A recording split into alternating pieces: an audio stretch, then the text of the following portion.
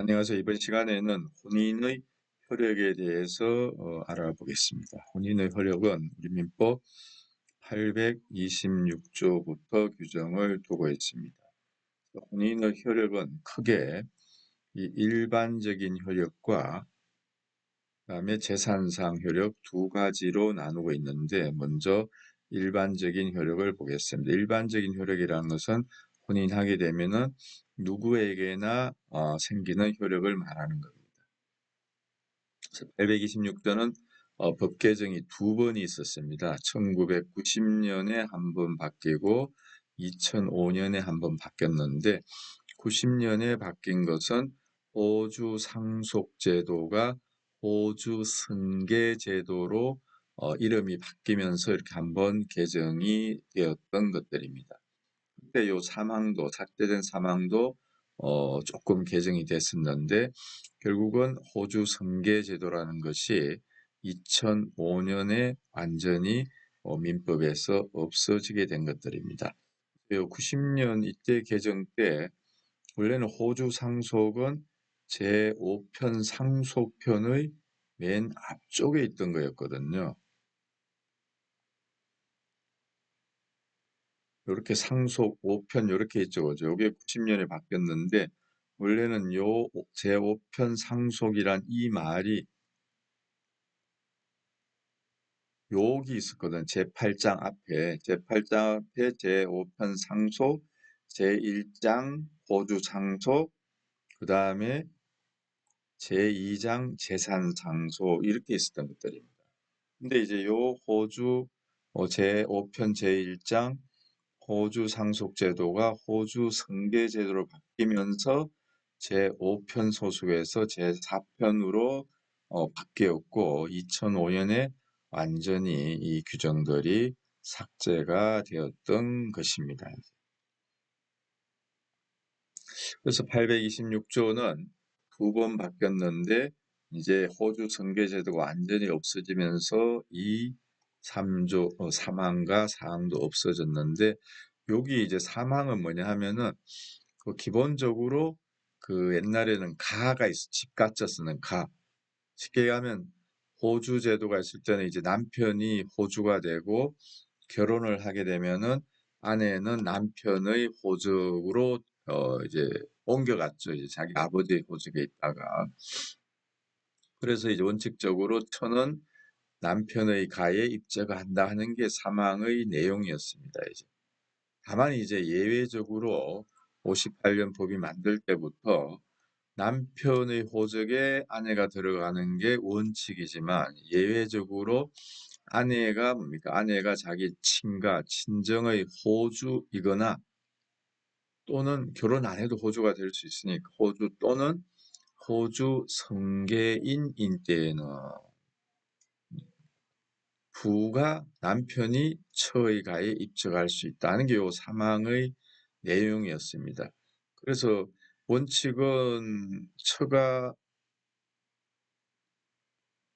남편의 가에 들어가는데, 예외적으로 남편이 아내의 가에 들어가는 것을 우리는 입부혼이라고 그랬어요. 입부가 이제 설립자에다가 남편 지아비 부자에서 남편을 아내가 자기 호적으로 이제 받아들인다 이런 의미였거든요. 그래서 입부혼 제도가 한 58년에 만들어져서 쭉 오다가 2005년에 이제 없어진 거고, 이 입부혼은 무슨 의미가 있냐면 사항에서 입부혼을 한 경우에는 그 자녀가 태어나면은 보통은 아내가 남편의 호적에 들어가니까 아이들은 아버지의 성가본을 따르거든요. 우리 배웠죠. 781조에 보면은 자녀의 성과 본이라는 제목으로 규정이 남아 있습니다. 근데 남편이 아내의 가에 들어가는 이 입부혼의 경우에는 자녀들이 아버지의 성과 본이 아니고 어머니의 성과 본을 따르도록 이렇게 되어 있던 겁니다. 근데 이것이 이제 2005년에 다 가라는 개념이 없어지고 부부 중심의 어떤 그 가족관계 등록 부가 이제 만들어지면서 이 규정들이 다 삭제가 됐던 것들입니다. 그다음에 두 번째 일반적 효력 중에 하나가 이제 법률 혼인을 하며, 요거는 이제 법률 혼, 즉 혼인 신고까지 다 마친 경우를 얘기합니다. 미성년자가 이 당시 77년에는 20세 기준이었으니까 20세 안 된 사람이 결혼을 하면은 20세 넘은 사람과 동일하게 행위 능력을 인정을 받았던 것들입니다. 이게 이른바 성년의제 제도이고, 이 77년 개정 때도 민법이 좀 크게 많이 바뀌었는데, 그 중에 하나가 이제 이것이고, 또 하나가 우리 민법전 제일 뒤에 나오는 유류분 제도입니다. 이 유류분 제도라는 것이 이제 최근에 뭐 헌법재판소 결정도 나오고 했는데, 이때 같이 생겨가지고 79년 1월 1일부터 시행이 된 그런 제도가 되겠습니다.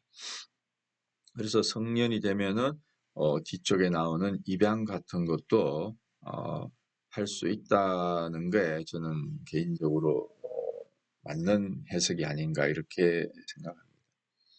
그 다음에 이제 827조 부부간의 가사대리, 가사라는 것은 가정의 일입니다. 이제 어느 부부나 어느 부부에게나 다 일어날 수 있는 일들을 우리가 이제 가사 이렇게 얘기하는 거죠. 그래서 부부는 일상의 가사에 관하여 서로 대리권이 있다.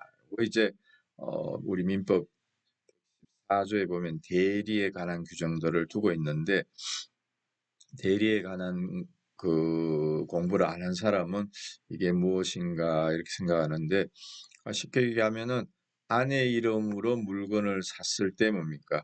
남편이 그 아내 이름으로 물건 살 수 있는 거고, 또 아내가 뭐 이 슈퍼 같은 데 가서 물건을 사면서 자기 이름이 아니고 남편 이름으로 사는 게 이른바 대리권이 되는 것들입니다.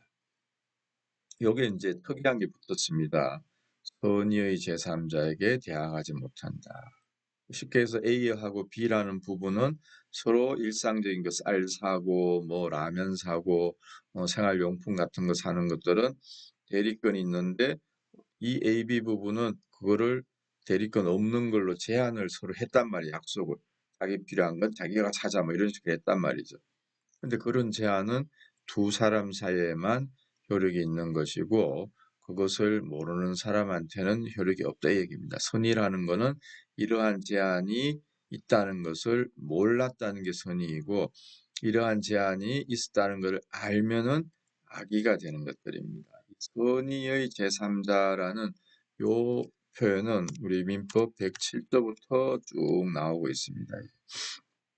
여기 보면 요 의사 제목이 여기가 의사 표시인데, 107조 보면 선의의 제3자에게 대항하지 못한다. 108조도 선의의 제3자에게 대항하지 못한다. 109조도 마찬가지고 110조의 경우에도 선의의 제3자에게 대항하지 못한다. 이런 규정들을 두고 있는 것들입니다. 그래서 여기서 선의가 무엇이고 또 가사 대리권이 무엇이고 하는 것은 여러분이 교과서를 통해서 조금 더 심화 학습을 하기 바랍니다. 이 부분은 여기까지 하고 다음은 제3사 교육에 대해서 살펴보도록 하겠습니다. 감사합니다.